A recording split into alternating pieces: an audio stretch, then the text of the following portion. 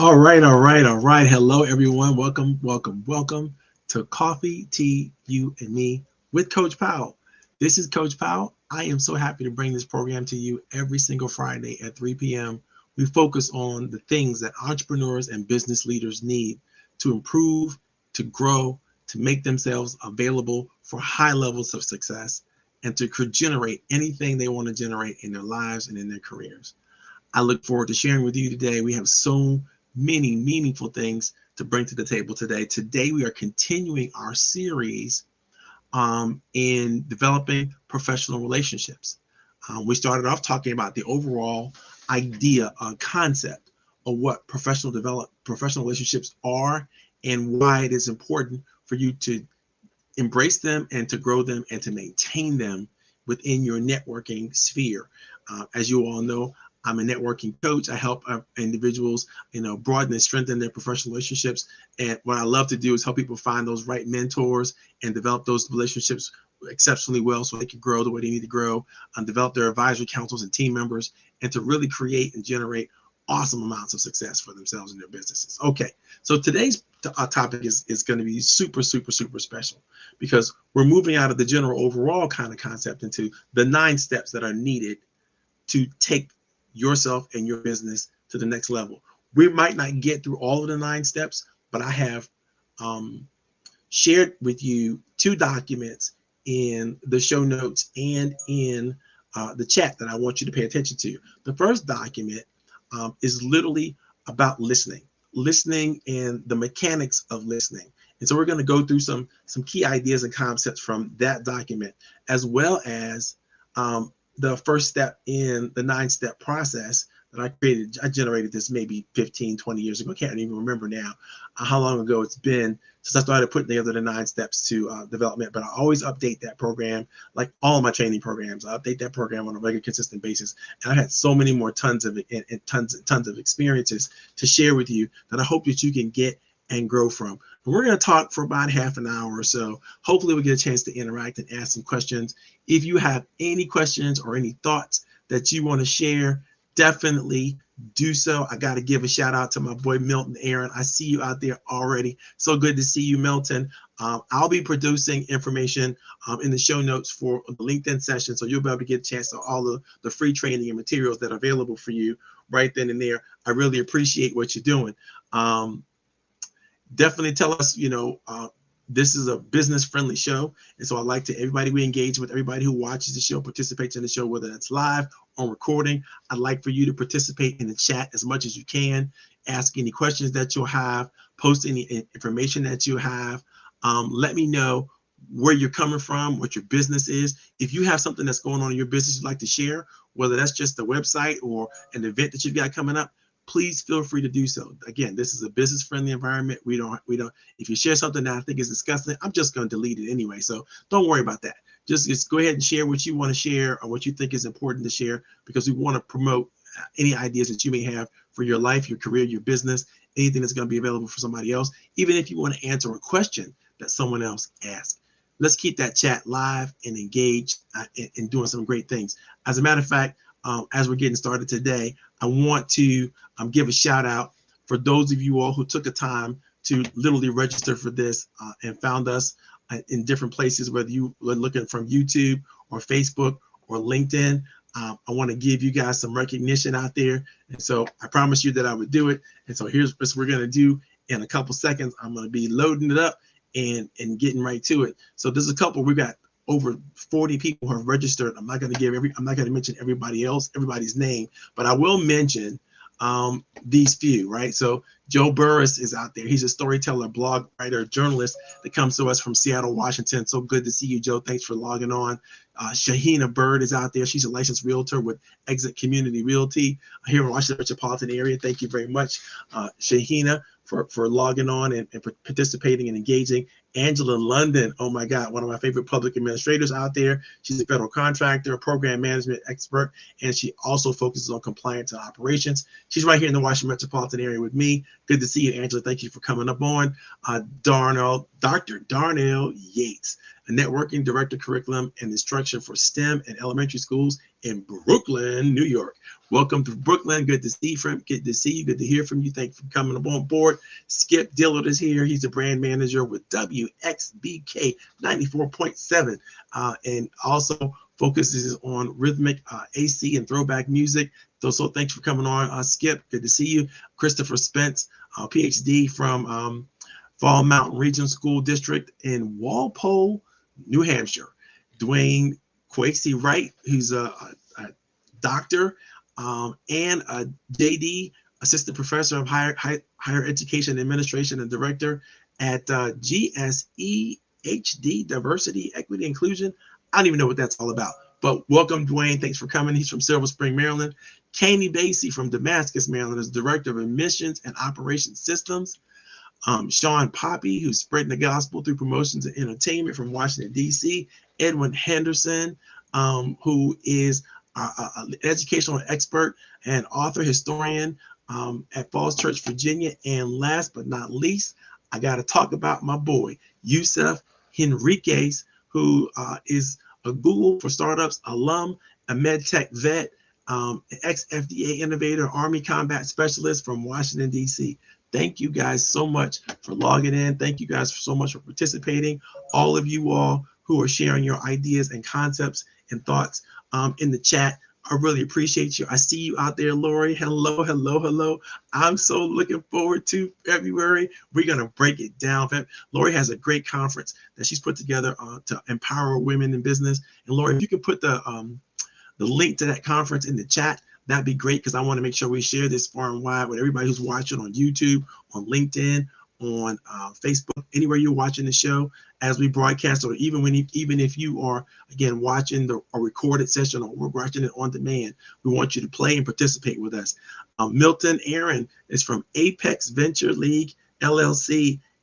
AIM, an IT cybersecurity consultant. I'm going to go ahead and pop Milton stuff right on in the chat so you guys can see it for yourself. He's a pending government contractor. Milton, we know a lot about government contracting. My buddy Lori and I, we know tons about government contracting and things you need to be thinking about and doing. So definitely connect with us, follow up with us, share anything, ideas, concepts you have, any questions you have. Feel free to put that stuff in the chat as we move on. Today, we're talking about relationship building. We're talking about relationship building for professionals. So think about, as a level of professional, who you should be in relationship with, who you should be maintaining a relationship with, and who you should grow your relationship with at a much higher level. And as you wander through that thought process, think about those 9 steps that we posted in the chat. What do you have to do to walk yourself through the 9 steps, right? What do you have to do to make sure you understand how to build and maintain those relationships? And I will tell you, the first thing that you got to do, and this is hands down, without a question in my mind, is you have to learn how to listen. Now, we all take listening for granted. We all think it's a very easy thing to do. We all think that, if we could just, get in the right rooms with the right people, we can figure out how to move ourselves to the next level, whatever that next level is going to be in our professional relationship development strategy. We can find the right advisors, the right consultants. We can find the people who will fund and invest in our business. We can talk to people who might be our top tier supporters or clients for whatever it is we're trying to accomplish or whatever we're trying to do in our careers, and we can pull ourselves forward. But here's the problem. When we get into those rooms, if we get a chance to be in front of those people, whether it's on the elevator or it's in a conference or some type of networking function or some type of community development opportunity where we might bump into each other, we literally don't know how to take the relationship forward.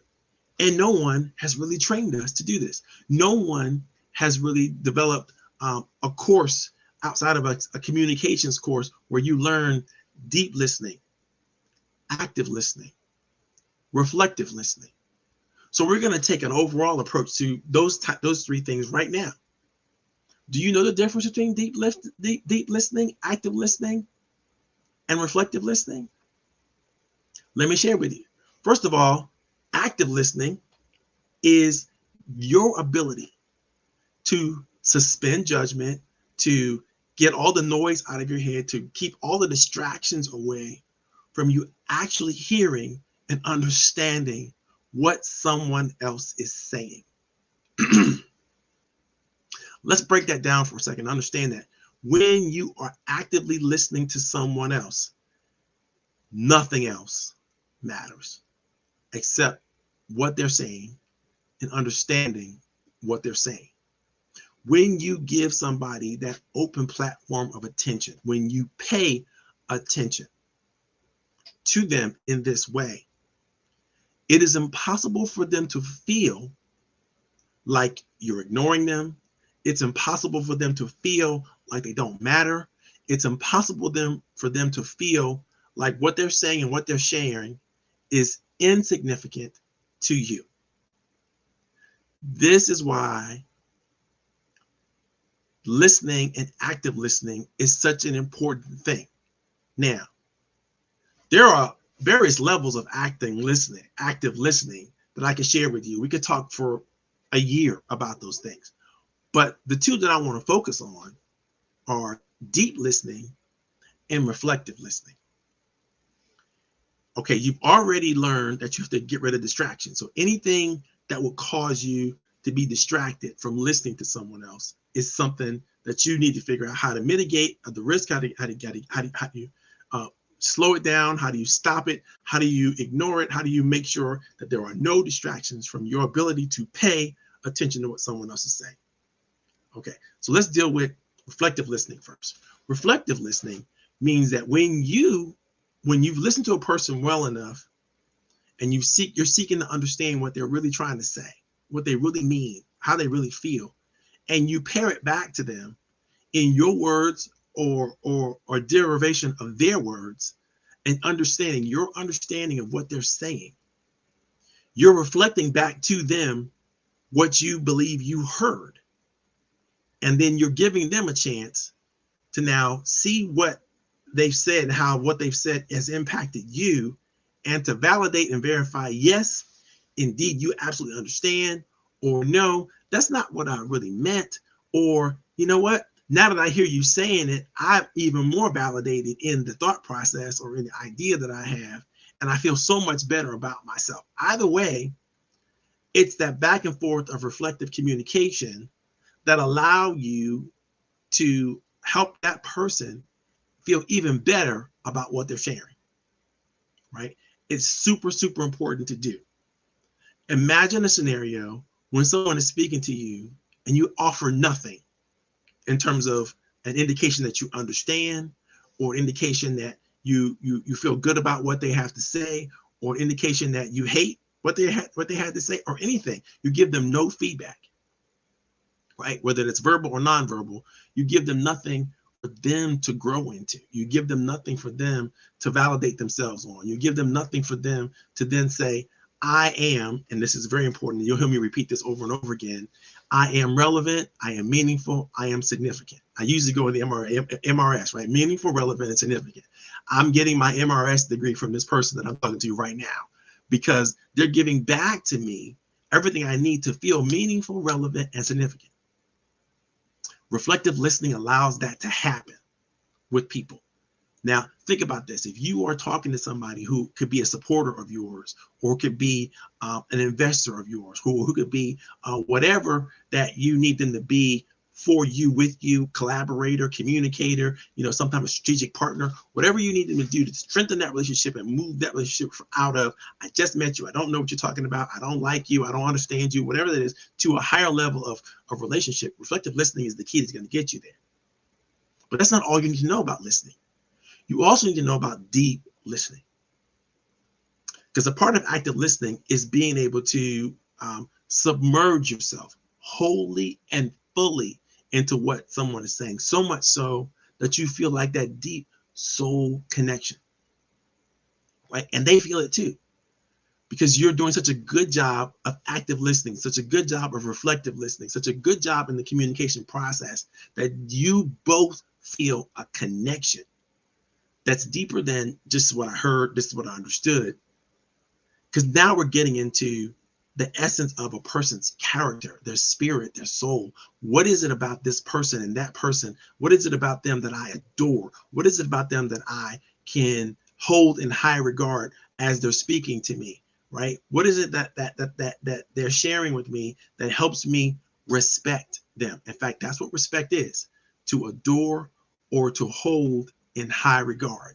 So there's no one who you don't know who you actually respect. People say, oh, I respect everybody. No, you don't. You only can respect something specific about what they've said or done that you adore or hold in high regard. So think about that. How are you listening to someone and listening with intention for the things about them or things that they're saying that you really love, that you really, connect to, that you really feel something about that, and you really love it, and you really enjoy it, and you basically hold them in high regard as a result of them revealing and communicating to you something about themselves that elevates the connection between you two. Now, if you don't understand the difference in how to do active listening, deep listening, or reflective listening, I definitely would submit to you, you need to read the entire document that I shared in that training. That document I'm giving to you for free.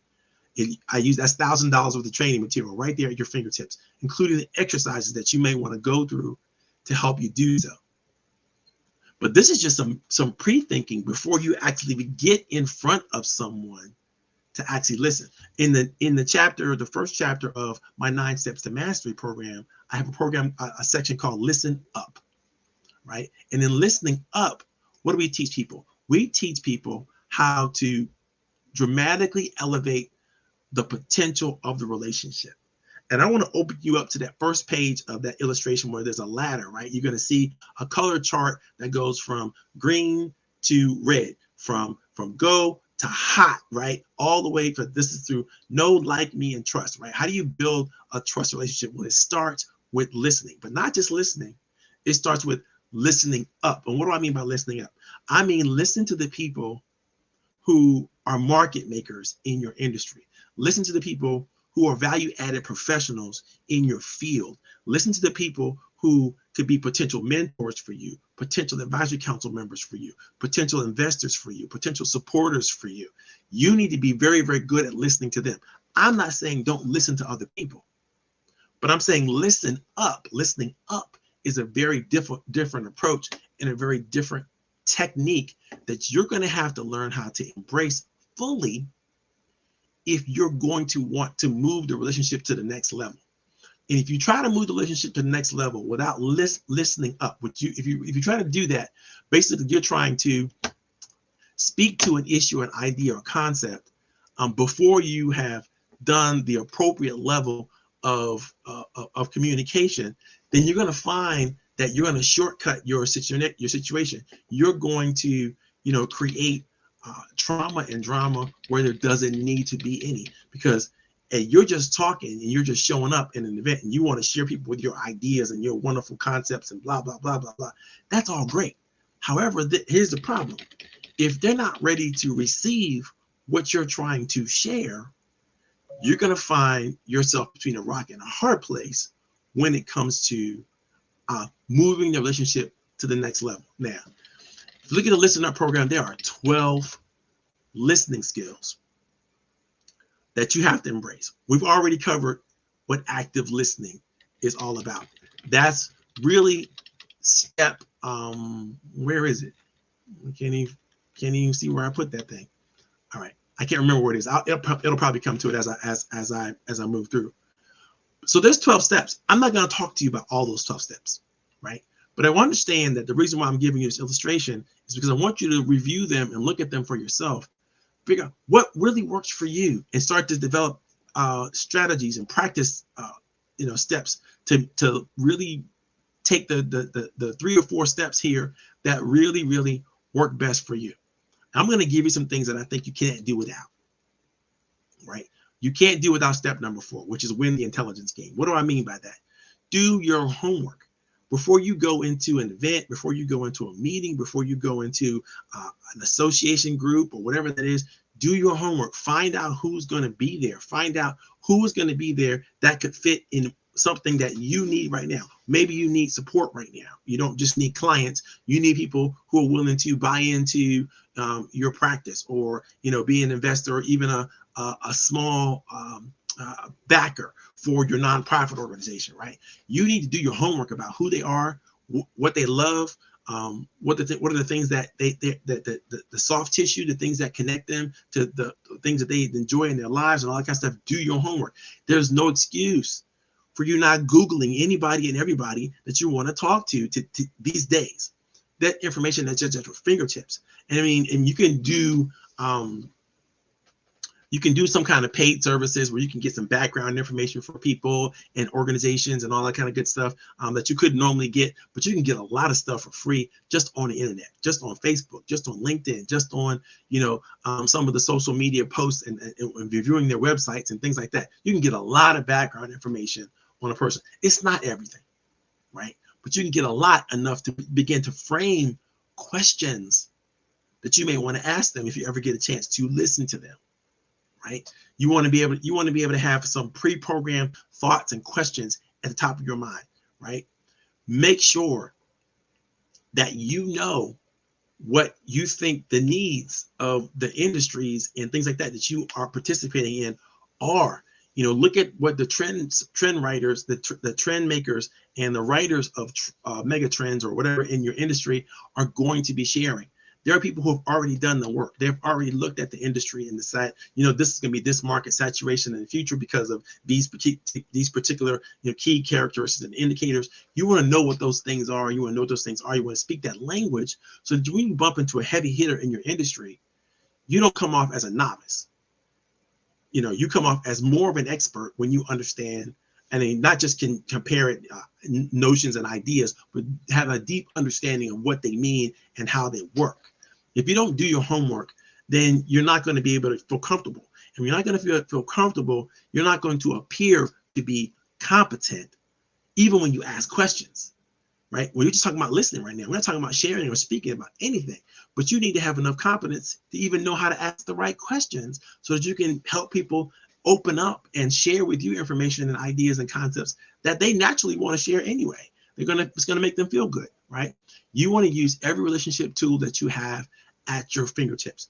I often, when I'm going into a speaking engagement situation, or I'm going to a situation where I'm going to go to a conference, even if I pay for a ticket or whatever, I often look at the guest list and the guest speakers. If there's a topic that somebody's going to be talking about that I know I'm going to be excited to hear about, I'm going to compliment them on, way before the conference. I'm going to talk to them personally. Either I'm going to direct message them on LinkedIn, or I'm going to catch their email from their website or whatever that is, and I'm going to send them an email going like, I can't wait to hear what you're going to be saying at the conference coming up. I'm going to be either one of the speakers with you, or I'm going to be in the audience. I'm really interested in these ideas, and I'm putting my information out now. What am I interested in? And I hope you have a chance to, explore these things and go delve deeper into them. If so, or let me know if there's something you want to talk about before you even get to the conference if you want to discuss something, you want to beat some ideas up with somebody, give me a call. I'll be more than happy to, tell you what I think about whatever topics that you're going to be presenting and the way you're going to present them. If you need, I'm not a speaker coach, but you can use other people to offer your expertise and your talent to help them feel more comfortable on the stage. Now, I'll tell you this. If you've done the pre-work, right, and you've met and began to discuss and talk to somebody who's going to be speaking before you even get to the room, right, and you're there on the front row, giving them the amen, right, when they need to have that amen, giving them the claps when they need to have the claps, letting them know that you understand and you feeling where they're coming from, and you enjoy what they're doing. How do you think they're going to feel about you? There's no way you're not going to get the book signing. There's no way you're not going to engage in a meaningful dialogue when you get a chance to talk to them, right? Because you're going to be able to offer them, you've already offered them some feedback and some opportunities, right, to discuss. But now you're going to be able to take it to the next level. You're going to be building on, while other people are going to be meeting that person for the first time. You can be building on something you already built, which is you're going to ask you, people are going to ask you, and it's happened to me all the time. Do you know so-and-so? I'm like, you know what? I've been following her on LinkedIn for the last 2 weeks or 3 weeks and so on and so forth. And I've read some of the stuff she's put down. I feel like we're old friends, but this is the first time I'm meeting her just like you are. But it's not going to feel like that. How important is that for you to be with somebody who is going to be a potential funding source for you, or a potential partner or collaborator with you? Learning to listen and listen well is very, very good. Step number 4, the intelligence game, is super, super important.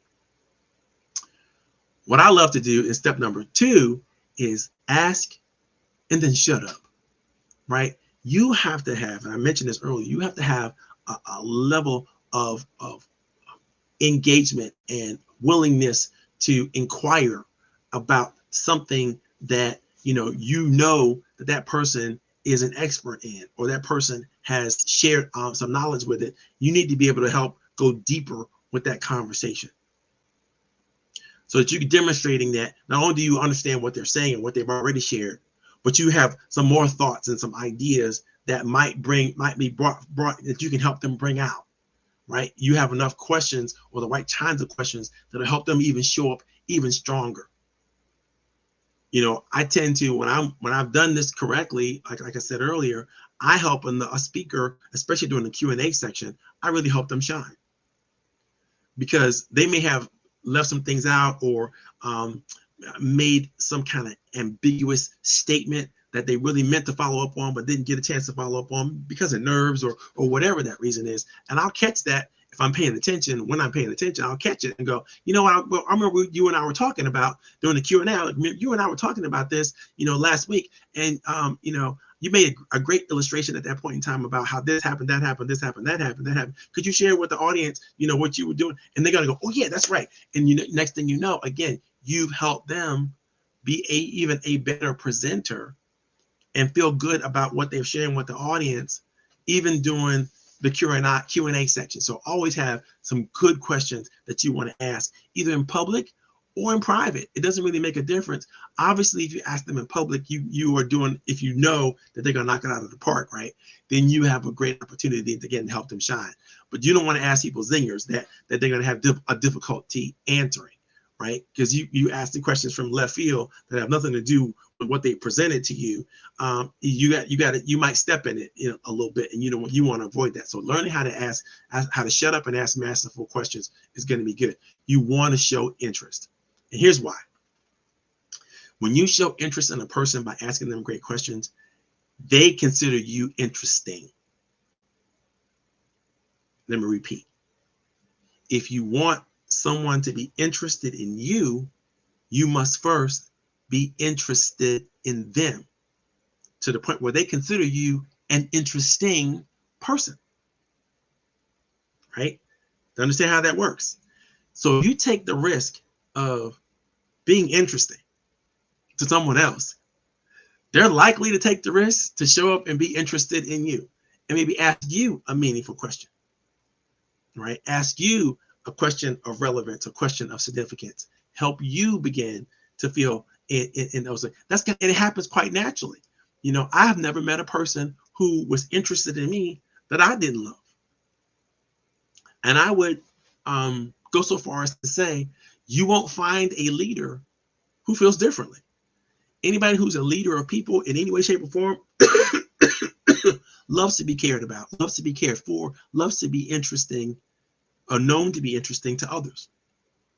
So if you're demonstrating interest in what I have to say and what I'm doing, where I am, I'm naturally going to fall in love with you. If you're engaging with me, if you're asking questions, if you are giving me the amen, the shout out, the high five, I need to have, you never know, and it may not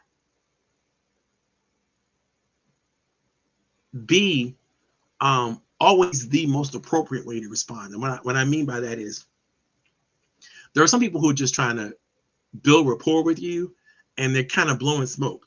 It's not authentic, right? It's not genuine. When someone is genuinely interested in you, genuinely has a level of respect, like I said, an esteem for you, or they hold you in high regard and they share that with you, there's nothing more valuable to a person. I tend to ask for tons of feedback. I always ask feedback. I love feedback because feedback is, to me, the wind beneath my wings. It helps me become better. There's no slide for you to see, Milton, because I put it all in the chat. And so if you're on LinkedIn, you can't see it right now, so I apologize for that. But if you're on Facebook or on YouTube, you can see the links in the chat. You can't see the links in the chat from LinkedIn. I do apologize for that.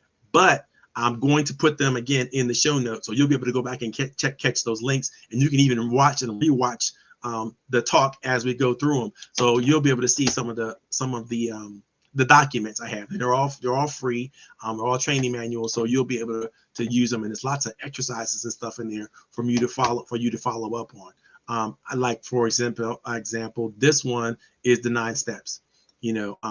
Now I know you can't copy that off the screen and find that link the way it is right now. But it's hot linked in the chat for those who've seen this on Facebook or on YouTube. You can't do it LinkedIn doesn't allow that function to happen. So, but I'm going to try to, throughout the course of today's talk, to pop over to LinkedIn and then paste the documents and stuff like that in there for you guys, so you can maybe see this live, because I don't like what LinkedIn does to people who are watching this on LinkedIn. I'll work it out. But I gotta keep going right now. Okay, so where was I? We're talking about relationship building, and we're talking about the 12 steps that I really have for you guys.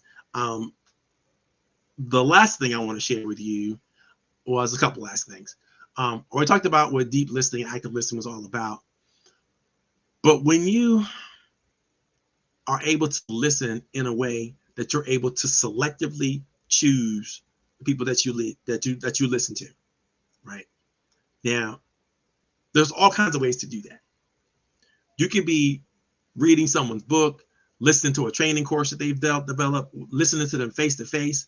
The interactive tools that we have available to us right now are above and beyond what we've ever seen in human existence, right? There's always a DM, there's always a chat message, there's always some way to interact with others that we are listening to, whether we're listening to them live or listening to them in recording.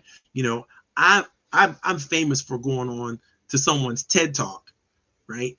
And seeing the TED Talk that they delivered, just being bowled over and impressed with the document. And there's always a link back to the speaker that I could explore and do a little homework and maybe find out what their personal email is or their DMs are for whatever Twitter, Snapchat, or whatever they like to use.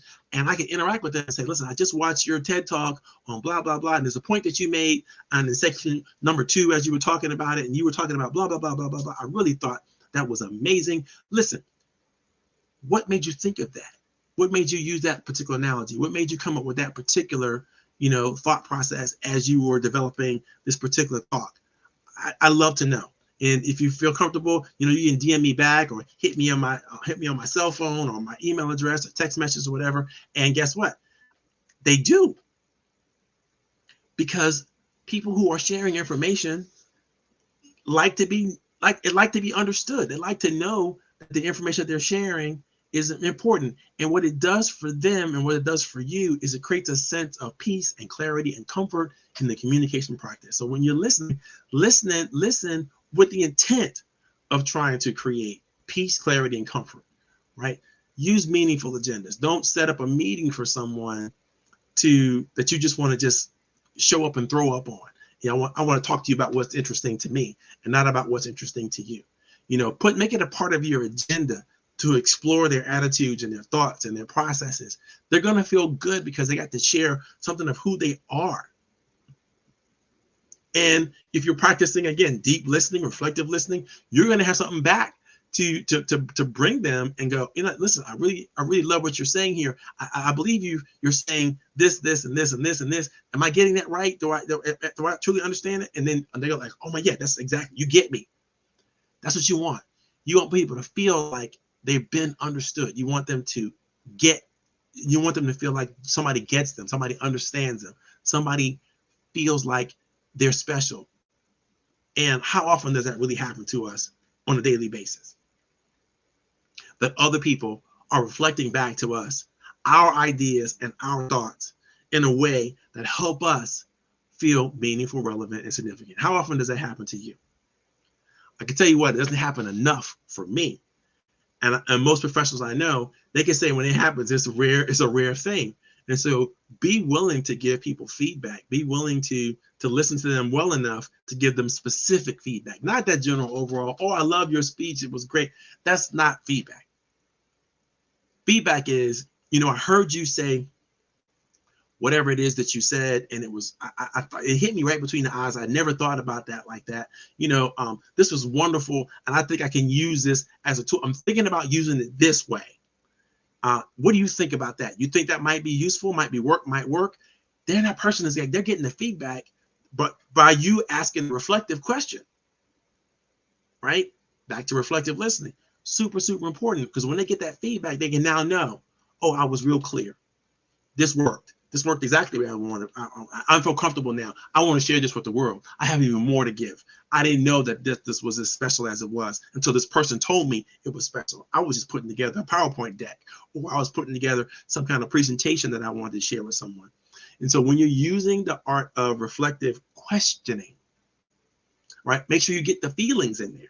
Don't just talk about, oh, this makes sense to me, I like it. Those are feelings. But feelings that you can't really explore in a deeper, more meaningful way. I mean, this really touched me. I can't even express how much this touched me. I'm looking forward to using this in my process, whatever the process is. Would you mind if I tell people that I got this idea from you? That's a reflective question, right? But it's an engaging question, right? It also creates an opportunity for them to give you feedback when they say, oh my God, you're planning on sharing this somewhere? Tell me where. I like to talk to those people. I like to, be there when you do share it. Would you mind introducing me to the leaders of that particular conference or that particular, setup and so on and so forth. You're creating a dialogue that's allowing you to go somewhere with it. The next week, we're going to talk about how you close those opportunities up and really, really, really get there, right? The couple big ideas I want to share with you, then I'm going to close this out for today. And again, if you have any questions, feel free to put your questions in the chat.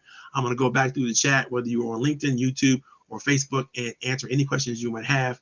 But the big ideas I want to share with you about listening, and they're these. One, no emotion, no relationship, no growth. If you're not listening with all the power of your own feelings and your own emotions, right? Then you're not going to have what you need to create that bridge from the person that you're listening to you, where you can tap into their feelings. Whatever feelings you're having and mirroring back to them, you're giving them an opportunity to have those same feelings. So if you're feeling pride and joy and happiness and opportunity as you begin to practice deep, reflective, and active listening, you're going to get them right back from them. And you're going to be able to take that to the next level. You're going to be able to grow from there. The other big idea I want to share with you is questions rule. He who asks the questions is in charge of the conversation, right? So be good at asking great questions, not questions that are meant to throw people off their game or embarrass them, but questions that are meant to help them shine and highlight them, right? Super, super important that you do this. Number 3, who you listen to matters. You don't have the bandwidth to listen to everybody. I repeat, you don't have the bandwidth to listen to everybody. Be selective in who you decide that you need to listen to, especially if your intent is to build a relationship. If your intent is not to build a relationship, then it doesn't matter who you listen to. But if your intent is to build a relationship, then you have to be very specific about who you listen to. That means you have to have your top 10 list of people that you think are important for you to engage with, to be in dialogue with on a regular, consistent basis, and start listening to them and building that relationship, right? Stay in sync with know, like, and trust. You cannot do one before the other. You cannot get to trust without like. You cannot get to like without knowing. And so take your time to get to know a person before you decide, I like them. Because you're going to like something about them specifically, not generally. It's going to be something specifically. And then you're going to be able to trust them specifically as well for about the things that you like. But you got to get to knowing first. Do you know them or their representative? Do you know them or the person that stands on stage? Do you know them or the person that is driving the car? Who do you know? When you say you know them, what do you know about them? You know the character as well as their competence, then you know them. But if you only know a part of what they may bring to the table in a specific moment, you can only trust them for that thing. You can't trust them for anything else. It doesn't make sense rationally for you to do so. So make sure that you stay in sync with know me, like me, trust me. Make sure you have conversations, not presentations. If you're listening, you're going to have more conversations than presentations. Every once in a while, a person you listen to may ask you, hey, who are you and what are you up to and what do you do and why did you come here? Whatever that is, and you have to be willing to present something. But you maintain the focus on them. What do they bring to the table? How can you help them shine? How can you help them be better, do better, what they need to do? Those are questions you need to ask that help them move forward and help you as a potential collaborator, potential person that they want to work with and talk to and think about at some point in the future, right? You want to set that groundwork first. So make sure that you have conversation and not presentation. Next thing you want to do, next big idea that I'm sharing with you in all the presentations that we share with you guys is understand the listening for commonalities. You got to find those anchors and those hooks that you may have in common with the person, because that generates a sense of belonging and a sense that not that you're special and that they're special, but the sense that we are special because we have this thing in common, right? And so you don't want to lay so much on the commonalities when they're not common. For instance, a lot of people who went to my alma mater, Kent State University, but they may have graduated either 20, 30 years before me or 20, 30 years after me. We have Kent State in common, and that's all we have in common. Because They haven't even had the same professors. They didn't have the same. If majors have changed, what they add to the majors have changed, and all that kind of stuff. And so even if we have the same majors and minors, it's not the same. But we have to dig a little deeper and really figure out what is common in terms of our connection. And that look for the real commonality, not just the fake common, that gloss on the surface commonality. That's not going to get you where you want to go in terms of further relationship, right? Make a soul for connection. When you find something deep and meaningful about somebody, especially if you have something, that same thing in common, use it. Ask questions that get down to it. I hate small talk. Ask questions that lead to what I call big talk.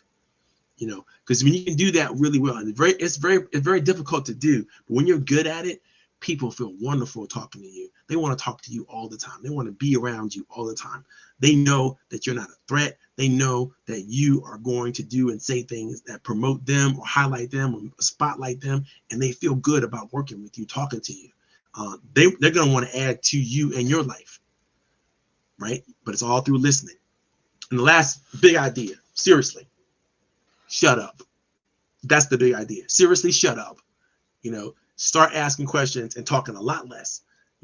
There's a old saying that I know a lot of elders in your life, and definitely in my life, used to say, you have 2 ears and 1 mouth, use them accordingly.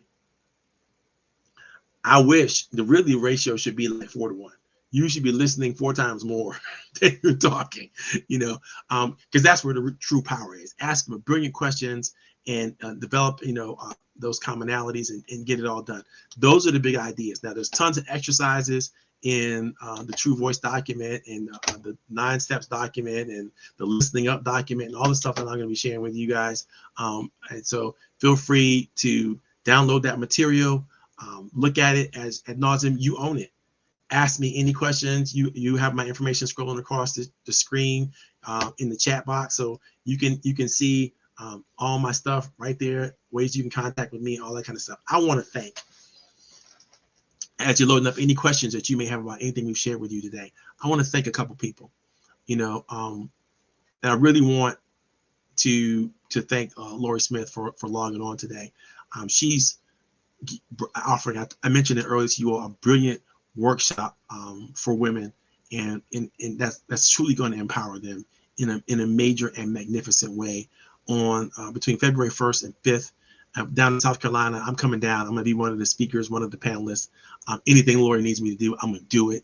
She's a supercharger of a person and very special and significant individual, and I can't wait to share with her. I just want to say thank you for the opportunity, but thank you even more so for doing the work of pulling this together. I know how hard it is. I've done several conferences, both online and face-to-face, and it's very difficult to pull this kind of thing off. But done well, magic is going to happen. I can't wait to participate in that magic. So thanks again, Lori, for that attention. And those of you again who are watching this on LinkedIn, I'll put all the free tools and everything in the LinkedIn chat, as soon as we get off of here. So you'll be able to use those. If you have any questions, feel free to follow up with me any way you want to follow up with me in the DMs here, where you're seeing me and talking to me, or you can send me a text message. You have my phone number scrolling across the screen right now. This is Coach Powell. I'm Coach Powell Training Development. We're signing out today, guys. We had a great time. I loved the topic today. Next week, we're going to get into the next level of the 9-step process. And that next level, after you've listened, now it's time to take advantage of all the promise that you have and the promise that you've discovered. The next topic is promises, right? How do you maximize on the promise that you uncover when you're listening and the things that you are sharing with other people? How do you maximize that? How do you get the return on investment on that? How do you blow that thing out of the water? That's what we can talk about next week. If you have any ideas that you want to share with that, feel free. Again, put it up in the chat. Give me a call. Let me know. Maybe I'll augment my presentation and throw you in there. All right. So great to see you guys. Thank you very much. I had a great time. I hope you did. And I'm out of here. Coach Powell signing out.